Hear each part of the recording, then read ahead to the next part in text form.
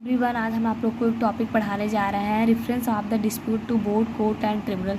तो सेक्शन 10 है, इसके बारे में बताता है।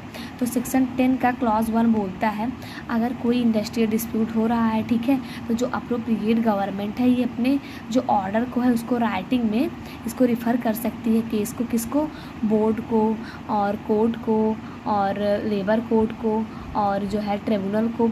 देखो, बोर्ड को भेजेगी प्रमोटिंग द सेटलमेंट करने के लिए और कोर्ट को इंक्वायरी करने के लिए, और जो डिस्प्यूट स्पेसिफाइड है सेकेंड शेड्यूल में उसको लेबर कोर्ट के पास भेजेगी एडजुडिकेशन करने के लिए।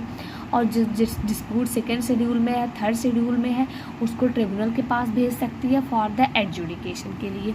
इसमें एक प्रोविज़ो है that where the dispute related to the method specified in second schedule and it does not likely to affect more than 100 workmen, the appropriate government if it is think fit make the reference to the labor court। इसमें आपने अभी पढ़ा कि अगर कोई matter third schedule में है तो इसको जो है ट्रिब्यूनल के पास भेजा जाएगा, लेकिन इसमें ये बोल रहा है अगर मान लीजिए मैटर है उसमें जो अफेक्ट हो रहा है पर्सन वो 1,100 से ज़्यादा नहीं है, तो वो मैटर जो है अप्रोप्रिएट गवर्नमेंट लेबर कोर्ट के पास भी भेज सकती है।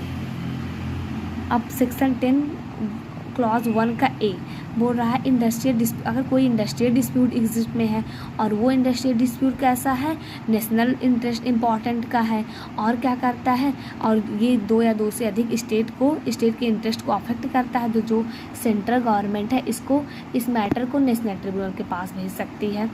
और इसमें ये मैटर नहीं करता कि ये जो डिस्प्यूट है ये फर्स्ट शेड्यूल का है कि सेकेंड शेड्यूल का है, ये मैटर नहीं करता है। और सेक्शन 10 क्लॉज 2 क्या बोलता है, party to the industrial dispute can jointly and separately ask या अप्लाई कर सकती है the appropriate government to refer the dispute to the board, court, tribunal, national tribunal और government will do not if the applicant represent the majority. इसमें क्या बोल रहा है, क्लॉज 2 में बोल रहा है कि जो पार्टी है इंडस्ट्रियल डिस्प्यूट की वो क्या कर सकती है, या तो जॉइंटली या तो सेवरली क्या करती है, अप्रोप्रिएट गवर्नमेंट के पास कोई मैटर को जो है रिफ़र कर सकती है, और जो अप्रोप्रिएट गवर्नमेंट है या इस मैटर को किसी बोर्ड, ट्रिब्यूनल, नेशनल ट्रिब्यूनल के पास रिफ़र कर सकता है। अगर कब करेगा, अगर वो सेटिस्फाई हो सकता है कि जो है ये जो अप्लीकेंट है रिप्रेजेंट कर रहा है मेजॉरिटी को। और अब section 10 clause 3, after referring the dispute of the government can order to stop any outgoing strike lockout related to the dispute. अगर जो है इसमें जो आपका क्लॉज 3 है 10 का, इसमें ये बताता है अगर कोई मैटर स्टेट गवर्नमेंट के गवर्नमेंट के पास भेज दिया गया है और वो इसको रिफ़र कर दिया है कोर्ट के पास या ट्रिब्यूनल के पास या नेशनल ट्रिब्यूनल के पास, तो वो ऑर्डर दे सकती है वर्कर्स को कि आप अपने स्ट्राइक और लॉकआउट को बंद कर दीजिए। Section 10 clause 4, the labour court tribunal must decide only one the specific point mention in the government reference. जो केस है उसको अगर गवर्नमेंट जो है ट्रिब्यूनल या जो है लेबर कोर्ट के सामने जो है भेजेगी, तो वो इसमें उसको ये डिसाइड करना पड़ेगा, इनके पास जो मैटर रिफ़र किया गया ये केवल वही डिसाइड करेंगे। जैसे एग्जांपल में इनके पास मैटर गया है कि मिनिमम बेस कितनी होनी चाहिए वर्कर्स की, तो ये डिसाइड नहीं कर सकते कि उनके वर्किंग आवर कितना होना चाहिए। Section 10 clause 5, if the dispute affect the similar establishment government can include them in the reference even if do not have dispute currently. मान लीजिए कोई ऐसा सिमिलर जो है डिस्प्यूट है जो कि ये ऐसे इफ़ेक्ट कर रहा है, तो गवर्नमेंट उसको भी कंसिडरेशन में ले सकती है। Section 10 sub clause 6, if the central government refer dispute to the national tribunal, no labour court tribunal can decide on the same matter existing case at the labour court are close. इसमें ये clause 6 आपका बोल रहा है, अगर कोई central government कोई matter जो है नेशनल ट्रिब्यूनल के पास भेज देती है तो कोर्ट, ट्रिब्यूनल और जो अथॉरिटीज़ हैं वो इसको डिसाइड नहीं करेंगी, और मान लीजिए अगर वो केस जो है लेबर कोर्ट के पास है तो वो उसको क्लोज कर देगी। Section 10 subclass 7 state that if the industrial dispute is referred to the national tribunal but central government is not the appropriate government for the dispute then for the purpose of section 15, 17, 19, 33, 33B and 36 of the act of the central government become the appropriate government. Section 10 sub clause 8 if the workman involve in the dispute die during the case the labour court tribunal must still complete and submit the award.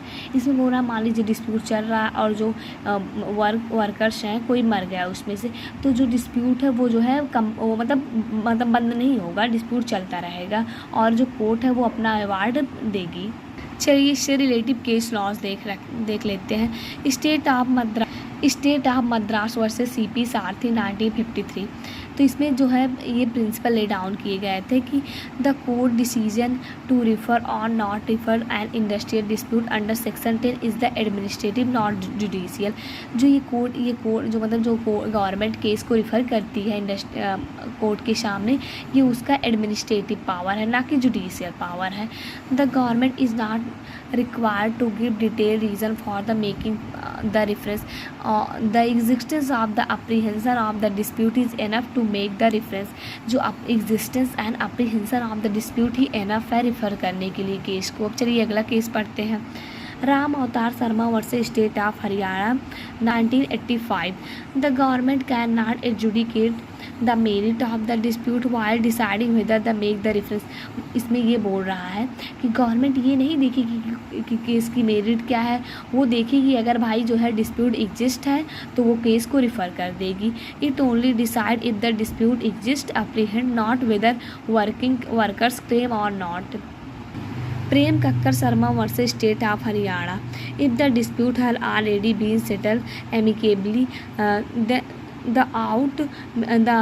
Government may refuse to refer it under section 10.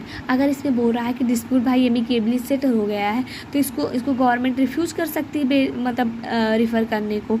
But the refusal must be based on the marital evidence, no dispute survival. चलिए अगले video में किसी नए topic के साथ मिलते हैं. Thank you.